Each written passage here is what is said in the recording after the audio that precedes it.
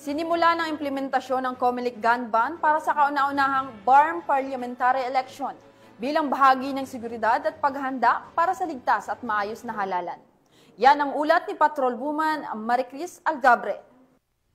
Sinimula na ang mahigpit na pagpapatupad ng COMELEC gun ban bilang bahagi ng paghahanda para sa nalalapit na first BARM parliamentary election sa darating na October 13, 2025 sa buong rehiyon ng Bangsamoro. Nito lamang ika-14 ng Agosto taong kasalukuyan.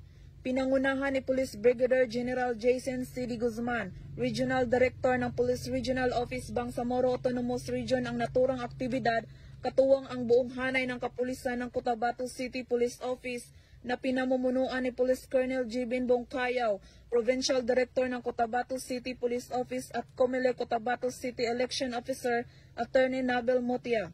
Batay sa COMELEC Resolution Number 11149, magsisimula sa August 14, 2025 ang election period at tatagal hanggang October 28, 2025.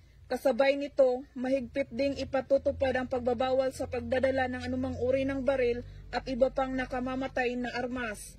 Ating previous election, noong January 12, and nationwide lahat, nag-checkpoint ng madaling araw. Kaya ganun po ang simula. Ito po, itong nakita niyo po ngayon, nandito yung ating election officer na kasama natin dito na nag-checkpoint. Pero normally, sa PNP po, sa security forces, start 12 midnight. Sa gabi po, start lang po. Mula rito sa rehiyon ng Bangsamoro, ako ang inyong Police News Network Correspondent, Patrolwoman Maricris Algabre, alagad ng batas, tagataguyod ng balitang pulis.